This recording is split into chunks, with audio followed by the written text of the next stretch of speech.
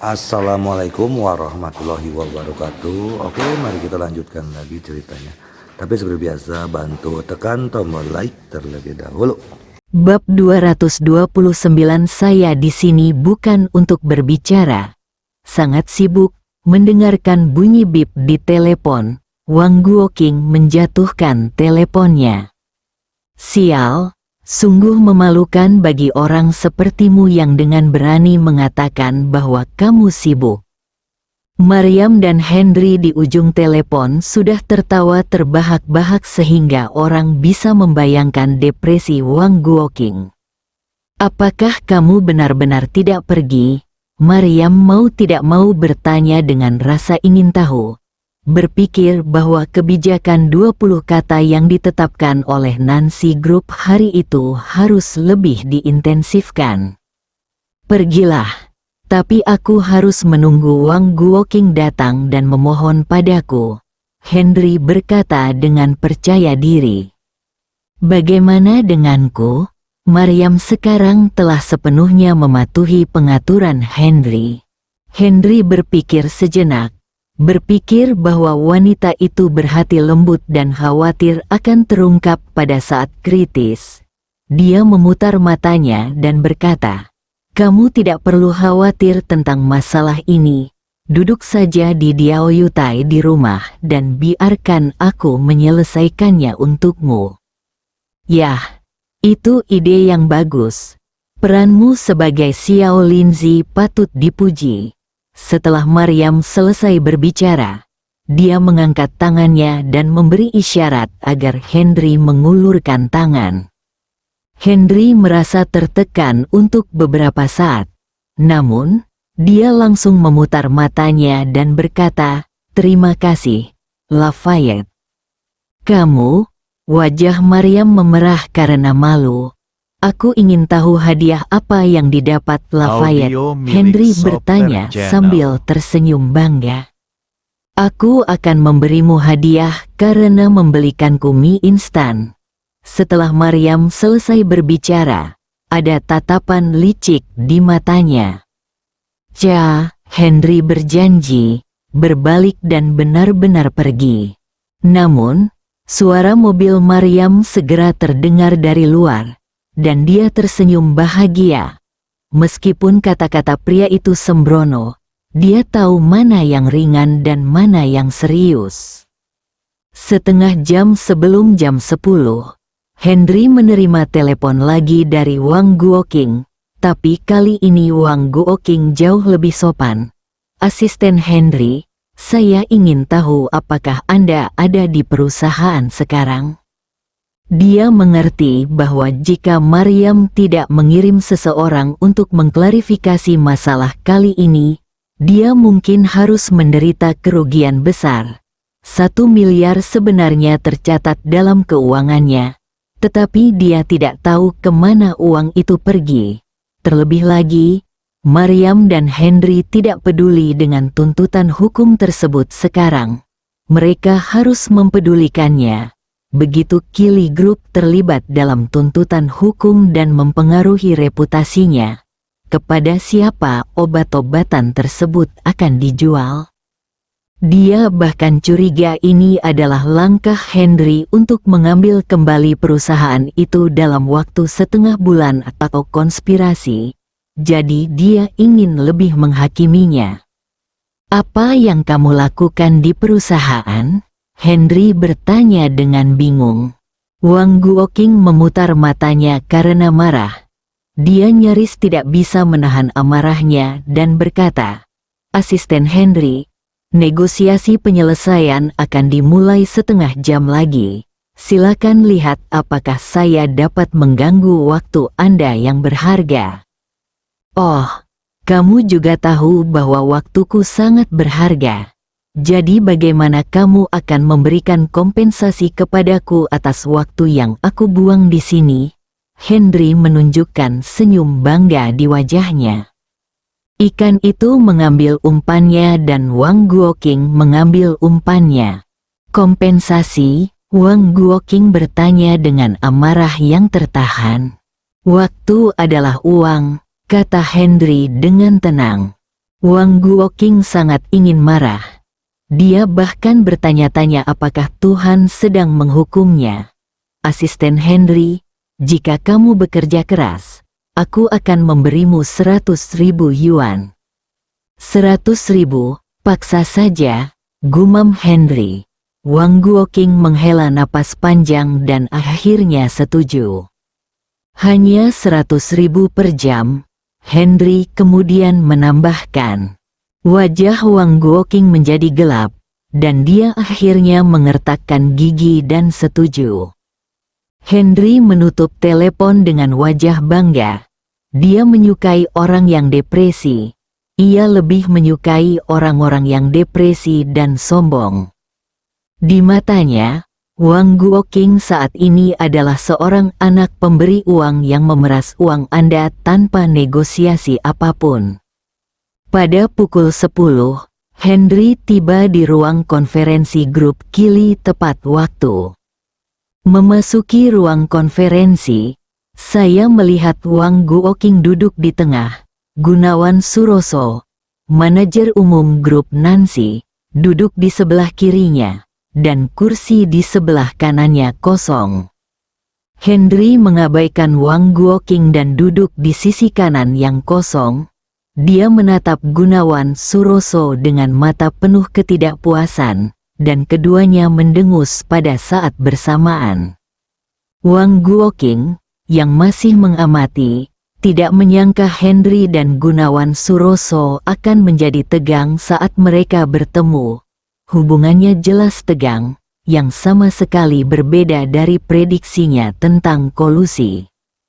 Gunawan Suroso terkejut di dalam hatinya. Henry ini sebenarnya bukan orang yang sederhana. Dia menerima teleponnya hari ini dan segera bertindak datang. Dia akan langsung menggunakan cara ini untuk mengubah hubungan antara kedua orang tersebut. Sebuah tong mesiu menyala, sehingga mustahil bagi siapapun untuk Audio membayangkan milik mereka Software sebagai Channel. pasangan.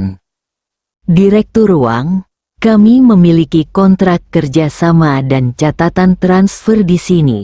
Tetapi perusahaan Anda tidak bekerja sama sesuai jadwal dan telah melanggar kontrak. Kami menuntut kompensasi. Setelah Gunawan Suroso selesai berbicara, dia langsung mengeluarkan kontrak dan bukti terkait. Wang Guoqing hanya menggunakan waktu sebelum pertemuan untuk membaca kontrak, dan mengetahui bahwa apa yang dikatakan Gunawan Suroso adalah benar. Namun, kontrak tersebut ditandatangani dengan dingin, dan Henry bertanggung jawab atas kerjasama selanjutnya tidak melakukan apapun. Akibatnya, penundaan itu tidak ada hubungannya dengan dia. Kini, menghadapi kerjasama Nancy Group, ia tidak tertarik, bahkan sangat muak. Ia telah menentang memasuki industri pengobatan tradisional Jawa sejak ia menjadi wakil ketua, dan pandangannya tidak berubah hingga saat ini. Asisten Henry, Anda yang paling mengetahui hal ini, bisakah Anda menjelaskannya? Wang Guoqing bertanya sambil tersenyum. Saya tidak tahu apa-apa. Setelah Henry selesai berbicara, dia bersandar di kursi dan berhenti berbicara. Wang Guoqing sangat marah hingga dia mengusap wajahnya 2 kali dengan tangannya dan akhirnya menahan amarahnya. Gunawan Suroso diam-diam senang. Orang ini cukup menjengkelkan. Jika dia digantikan oleh Wang Guoqing, dia mungkin akan marah sekarang. Asisten Henry, Direktur Mariam sekarang terlibat dalam masalah ini. Wang Guoqing tidak punya pilihan selain menggunakan kepentingannya untuk membujuk Henry. Ada apa? Mengancamku? Mata Henry berkilat dingin, dan Wang Guoqing gemetar ketakutan.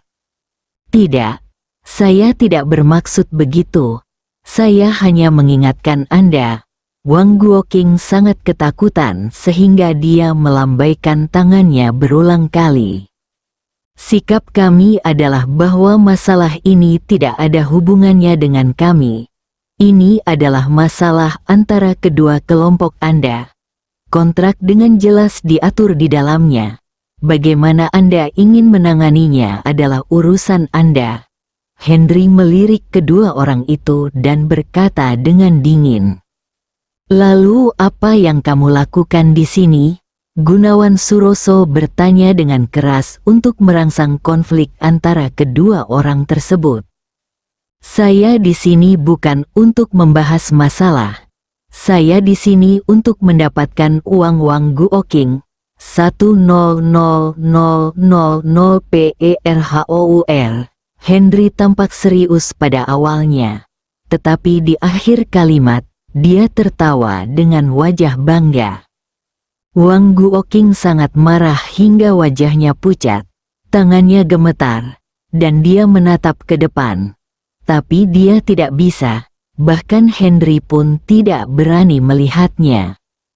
Melihat pemandangan ini, Gunawan Suroso semakin mengagumi Henry. Bab 230 Leni adalah wanitaku. Kalian bicara pelan-pelan, aku akan tidur siang dulu. Ingat, pelan-pelan, semakin lama waktunya, semakin banyak penghasilanku. Setelah Henry selesai berbicara, dia menutup matanya dan mulai tidur. Wang Guoking memandang Henry, merasa marah. Sial, kamu datang ke sini untuk menyelesaikan masalah, bukan untuk tidur dan mencari uang. Bukankah itu terlalu tidak tahu malu? Dia ingin berbicara lagi, tetapi Henry sudah mendengkur. Wang Guoking tidak punya pilihan selain memulai pertengkaran verbal dengan Gunawan Suroso. Mereka mulai berdebat tanpa sadar dan menjadi semakin bersemangat saat berbicara. Jam berapa sekarang? Aku sudah lapar. Suara Henry menyela pertengkaran antara kedua orang itu.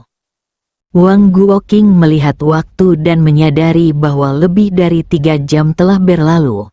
Tetapi tidak ada kemajuan berarti sama sekali. Melihat Henry lagi, dia sedang tidur dengan sangat nyenyak dan memiliki senyum cerah di wajahnya. Sial, dia sangat bahagia. Dia yang paling tertekan setelah menghasilkan ratusan ribu. Aku lapar. Jika kamu ingin bicara, teruslah bicara. Wang Guoking, lunasi tagihannya. Jika kamu tidak bisa bicara selama 4 jam, aku akan menagihmu 400.000. Kamu bisa memakan waktu setengah jam sekali jalan bolak-balik. Anda akan menerima 200.000. Totalnya 600.000. Ambil lebih sedikit. Ambillah. Henry memandang Wang Guoking dan berkata dengan wajah penuh kegembiraan. Wang Guoking hampir kehilangan kesabaran. Dia memelototi Henry dan berkata dengan suara yang paling ramah, "Asisten Henry, ini hanya 3 jam 10 menit, bukan? Tagihan tempat parkir didasarkan pada 1 jam penuh, dan saya setuju dengan itu." Henry meliriknya dan berkata. Dia mengeluarkan cek tersebut dan segera menulis cek sebesar 400.000 dan menyerahkannya kepada Henry. Kepada orang seperti ini, dia tidak ingin mengucapkan sepatah kata pun bahwa kata-kata lagi akan menambah uang. Sudut mulut Henry sedikit terangkat. Dia memandang Wang Guoking dan berkata pada dirinya sendiri, sayang sekali, mengapa saya tidak menghasilkan lebih banyak uang jika saya tidak mengucapkan sepatah kata pun?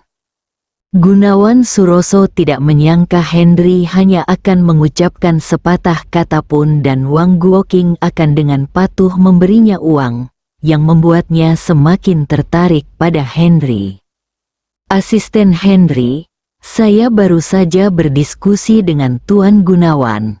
Pada jam 10 besok, bisakah Anda meminta Leni datang dan mengesahkan rincian kontrak yang ditandatangani pada saat itu? Wang Guoqing bertanya dengan nada konsultatif. Oh, ini tidak masalah. Menghasilkan uang adalah hal yang baik. Wang Guoqing akhirnya melepaskannya, takut Henry akan menolak. Kedua wanita itu, Leni dan Maryam, sudah membencinya. Akan lebih Audio sulit milik lagi Soccer mengandalkan dia Channel. untuk memenangkan hati kedua wanita ini.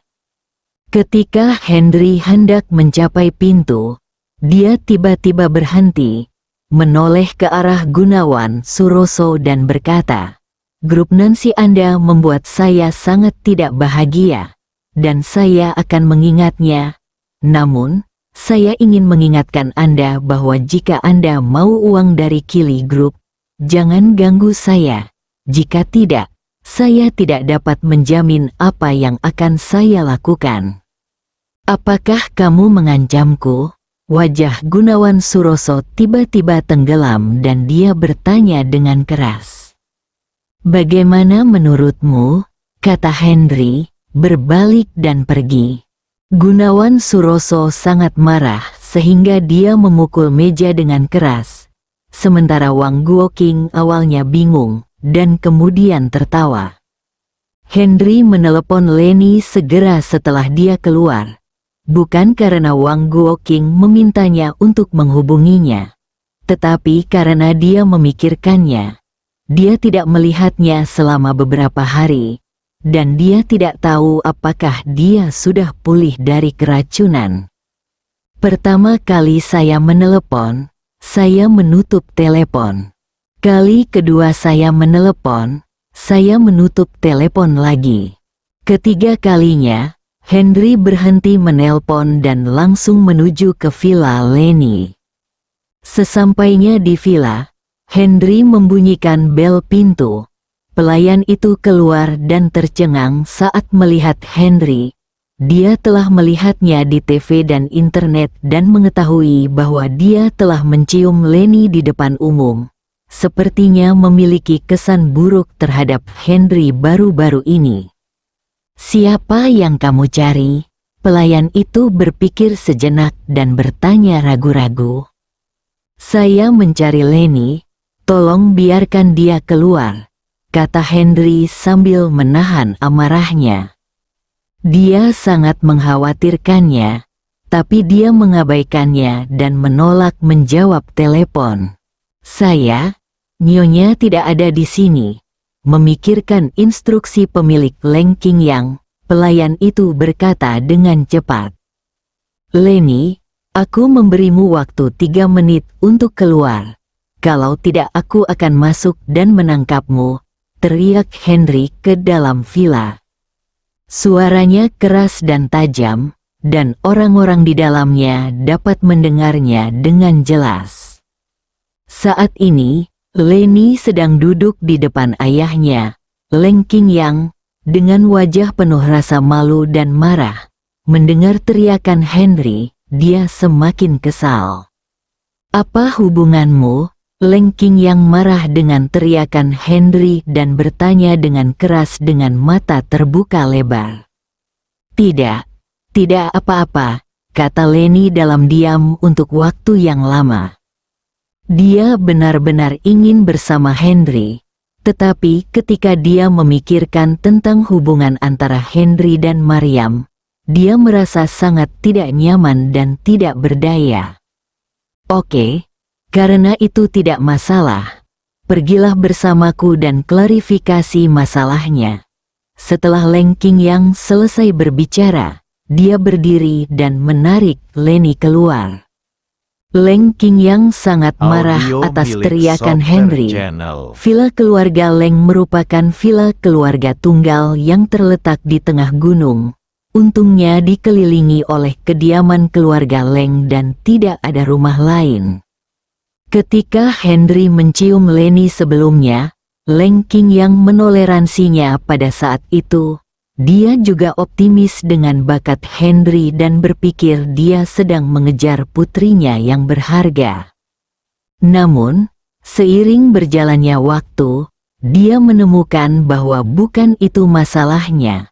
dan putrinya sepertinya digoda oleh Henry, yang membuatnya marah. Ketika Leni dikirim kembali setelah diracuni, Henry tidak pernah datang, yang membuatnya marah, yang membuatnya memutuskan bahwa Leni dan Henry tidak dapat bersama dalam keadaan apapun. Untuk melakukan ini, dia menyimpan ponsel Leni, membatasi kebebasan pribadi Leni, dan tidak diizinkan keluar rumah. Saya menerima telepon dari Henry hari ini. Dia menutup telepon 2 kali berturut-turut, mencoba membuat Henry menyerah. Namun ia tidak pernah menyangka Henry akan menemukan rumahnya dengan sikap sombong seperti itu, sehingga membuat keluarga Leng, salah satu dari 4 keluarga besar, marah. "Henry, apa yang kamu inginkan dari putriku?" Leng Qingyang bertanya dengan suara dingin. Henry mendongak dan melihat bahwa Leng Qingyang adalah seorang pria berusia 50-an, dengan rambut agak beruban, perawakan sedang, sedikit kelebihan berat badan, wajah berkarakter Jawa, alis tebal dan mata besar. Jika kembali ke 30 tahun yang lalu, dia pasti akan menjadi pria yang tampan. Namun wajahnya sedingin es, terlihat dingin dan marah. "Menurutmu apa yang akan terjadi pada pria yang mencari wanita?" Henry sama-sama kesal dengan kemarahan Leng Qingyang dan bertanya dengan nada nakal. "Apakah kamu tidak masuk hitungan?" Kemarahan Leng Qingyang benar-benar muncul. "Leni adalah wanitaku. Aku datang hanya karena aku mengetahuinya dengan baik." Henry memelototinya dan menyatakan dengan keras, "Bersambung."